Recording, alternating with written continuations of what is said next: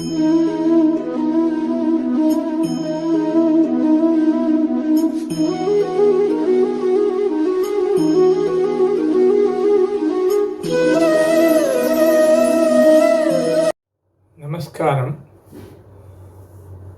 We saw in our early episodes that everyone wants to be happy, and in order to achieve this, he keeps on doing a lot of actions, and all these actions bring about results. The action is not a problem, the result is not a problem, but we react to the result. We either expect more results, better results, or no results, and then we react. The reaction is the problem, and we also said that this reaction problem can be solved by submitting our results at the altar of Lord, or otherwise called as Eshwara Arpana Buddhi. Then we saw, if that is the case, who is Eshwara? All that here is in the world is Eshwara, and he is everything. You can worship him in any form, either in the form of Panchabhutas or idol worship or anything you can do. Everything is ultimately his.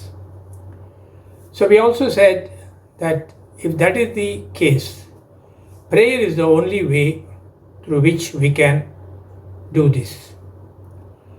And we also saw that there are three types of prayers: Kayikam, Vachikam, Manasam. Kayikam, the one which is done with the hands, like rituals, puja. And Vachikam is one which is done with our chanting of Lord's names, Nama Sankirtana, bhajans, mantras, suktas. All these things come under Vachikam. The third and the most important thing which we elaborately saw was Manasam. The reaching or trying to reach with the Lord with the mind, which is also known as meditation. Meditation, in other words, or in the original terminology, it is Dhyanam. There are different types of meditation. As we said, we are not going into the techniques of meditation. We also saw that Dhyanam, the classical definition of Dhyanam is Eshwara Vyaparam, Manasa Vyaparam. That is, the transaction of Vyaparam is transaction. The transaction with the Lord through our mind. In other words, silent prayer. We also saw that there are different types of people who pray for different things, and they are classified into 4 categories. And we also said that there is something called universal prayer. The universal prayer is very important because that encompasses all types of prayers. Either you will do in front of the idol, or you are just sitting in front of an empty wall and thinking of the Lord. The universal prayer is, "O Lord, give me the serenity to accept gracefully what I cannot change. Give me the wisdom and will to change what I can, and the wisdom to know the difference." It's very important because we saw in the last episode that we want things to be in a particular place, particular form, particular behavior if it is human being. And we connect unnecessarily and we expect things to happen in a particular way. Whether it is right or wrong, we don't know, because our perception is different from the perception of others. But something keeps on bugging us that this has to be like this, it has to be like this. So, this prayer says that give me the serenity to accept what I cannot change. There are certain things you cannot change. For example, the weather. Let us come down from the external things, because we also said that many things we internalize and suffer because we want things to be in a particular fashion. It doesn't happen most of the times. So, external things, most of the times, they do not bother us as long as we don't internalize them. So there is an universal order about which we cannot complain. And we cannot change certain things. Certain people we cannot change. Certain behavior of certain people we cannot change. So we accept them. We accept as what they are. Otherwise, it keeps on working on us.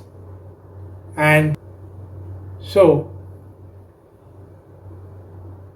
this keeps on working in our mind and doesn't allow us to be peaceful.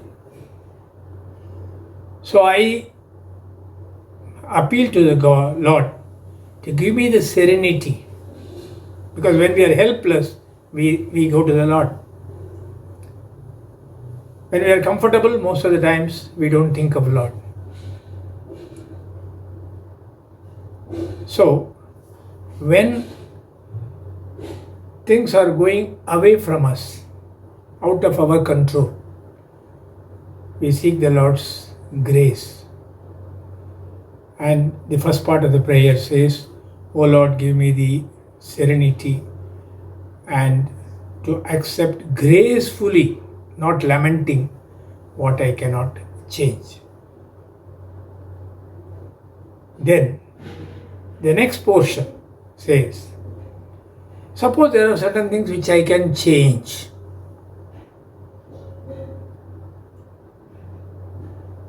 I can change my behavior. I can change some people if they are ready to change and if they are acceptable, if it is acceptable to them. As I said in the beginning, the perceptions change. What is okay for you need not be okay for them, may not be comfortable for them. But, O Lord, give me the strength and effort to change what I can. Make an effort and no harm. But take the results, as we told in the first episode, as it comes. We may try. We may try, at least we had the satisfaction that we have tried to change certain situations, certain people, if it is for good. And we don't succeed, accept it as Eshwara Buddhi. The third part is very important, because it says, "O Lord, give me the wisdom to know the difference." The main problem is only here, not in first part or second part. We don't know what we can change and what we cannot change. We do it in a reverse way. What is not possible, we try to change. Or somebody cannot be changed, we try to attempt changing them. Something which is in our possibility to change, we don't change. So, I should have the wisdom to clearly know what I can change and what I cannot change. That also I seek the Lord's grace. O Lord, give me the wisdom to change what I can and accept what I cannot change. There are a lot of problems we had, or nice things we would have had in our life. We had our childhood, about which sometimes we worry. We always feel that I should have been born in some other family. the parents could have been different, or my childhood could have been different. I might have studied well, I might have taken this profession, that profession. There are so many things which I might have done. Everything is past. The past cannot be changed. We may learn from the experience of the past, but we cannot change the past. We have got to accept it. Accept with grace. Not accept with lamenting. I thought I must have been a female. Some female thinks that she should have been born as a male. Some people feel that their environment should have been different. Their college should have been different. Or their study or the profession should have been different. But all are gone. We can put in effort, because already in the first episode we have said that effort has got a major role to play. We can put in effort to correct things and correct the mistakes which we have done in the past, but the past cannot make us regret. That is a very big block for meditation. Most of the people, they sit and then start thinking, I should have done this, I should have done this, I should have meditated yesterday, I should have meditated this morning. That and all is gone. What is present, live in the present. Because future we don't know. So, O Lord, give me the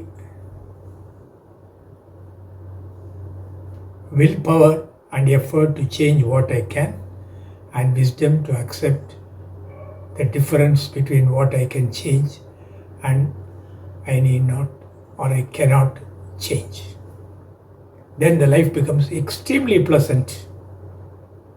It doesn't say that you should not put effort to come up in life or to change your situations.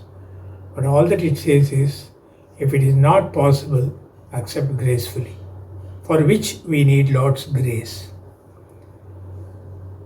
So similarly, we keep on doing lot of functions, situations, and we play different roles in a family or in an environment. I am a father for somebody, I am a son for somebody, I am an uncle for somebody, I am a brother for somebody, I am an employer for somebody, I am an employee for somebody. But the relationship with the Lord is only one, that is, I am His devotee. In all these functions, the role play may be different. We play different roles. But the fundamental role is devotee. I am a devotee of the Lord. And then that doesn't change.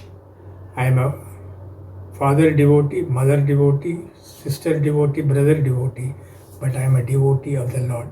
If this idea is very clear, that basically I am a devotee, and surrendering myself, my actions to the Lord, the life becomes extremely comfortable.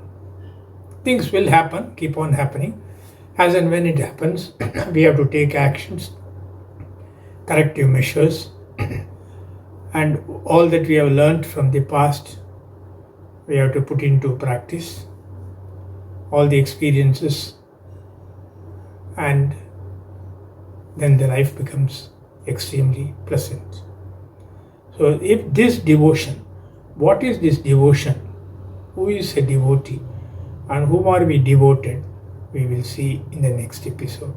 Thank you. I hope you enjoyed watching this video and wait for the next episode. Until then, please like, share and subscribe to Haya's Production House. Nandri, Vanakkam.